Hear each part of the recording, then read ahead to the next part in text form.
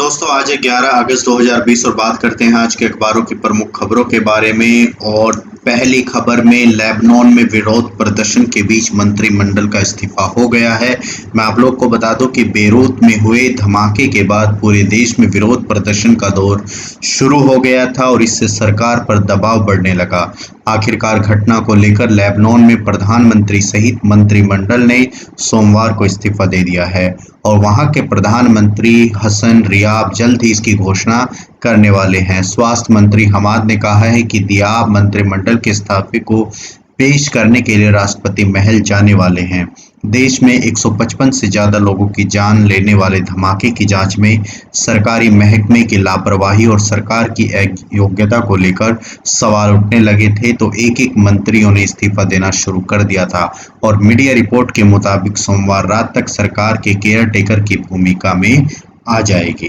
बढ़ते हैं अगली खबर की तरफ और अगली खबर में झारखंड के शिक्षा मंत्री 11वीं के छात्र बन गए हैं। जी हाँ, ये देखने को मिला है हमें झारखंड में। मैं आप लोग को बताऊं कि झारखंड सरकार में मैट्रिक पास मंत्री जगरनाथ महतो ने 25 साल बाद फिर पढ़ाई शुरू की है। उन्होंने 52 साल की उम्र में 11वीं कक्षा में एडमिशन लिया है।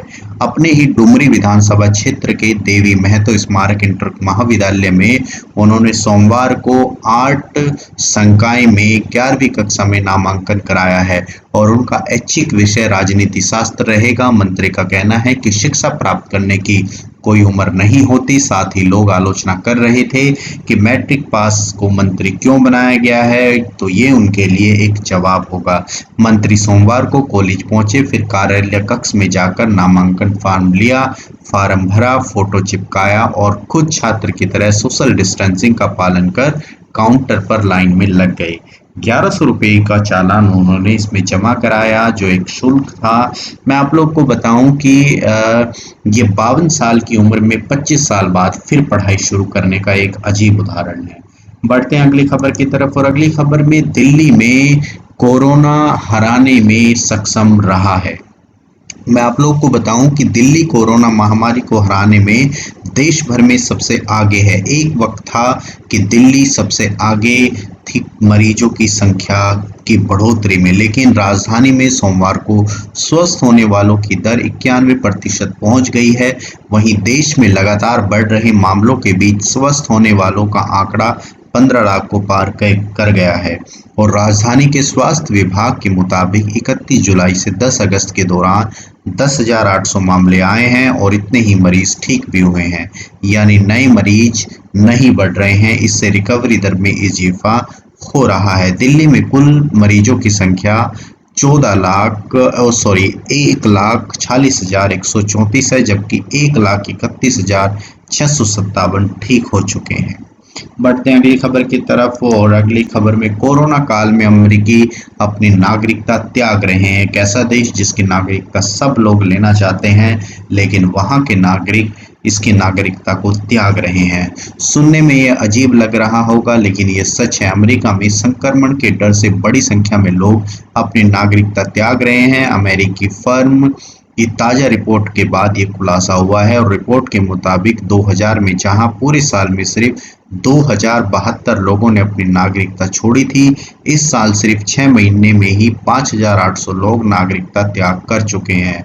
और अध्ययनकर्ताओं का कहना है कि दुनिया के सबसे संक्रमित देश में हालात बेकाबू होने के डर से अमेरिकी देश छोड़ रहे हैं और इस साल की समाप्ति तक नागरिकता छोड़ने वालों की संख्या इतिहास में सर्वाधिक हो जाएगी। वहाँ के नियम में धारा 359 के तहत अमेरिकी स्वेच्छा से अपने नागरिकता त्याग कर सकते हैं। ऐसा करने के लिए इच्छुक व्यक्ति को दूसरे देश में स्थित अमेरिकी दूतावास में संपर्क करने की कागजी कार्रवाई और साक्षात्कार का सामना करना पड़ता है। बढ़ते हैं अगली खबर की तरफ और अगली खबर में गुरुग्राम में दंपति को घर पर बंधक बनाकर लूटा गया है।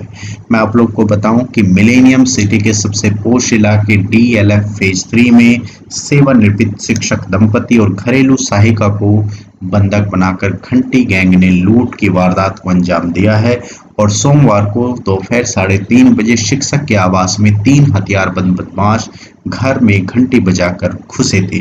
दिल्ली से शिक्षक पद से रिटायर 77 वर्षीय आर के मेहता अपने परिवार के साथ डीएलएफ फेज 3 के एस ब्लॉक 11-9 में रहते हैं और सोमवार को दोपहर वे अपनी पत्नी और नौकरानी के साथ घर में थे। करीब 3:30 बजे 3 बदमाशों ने उनके घर की घंटी बजाई और घंटी बजते ही आर के मेहता ने दरवाजा खोला और दरवाजा खुलते ही बदमाशों ने उन्हें गन पॉइंट पर ले लिया और शोर मचाने पर जान से मारने की धमकी दी। तो ये हमारे देश के हालात बन रहे हैं बेरोजगारी के बाद। ये थी आज की कुछ खबरें। अगर आपको ये पसंद आई हैं तो इसे लाइक करें, शेयर करें, सब्सक्राइब करें। Thank you.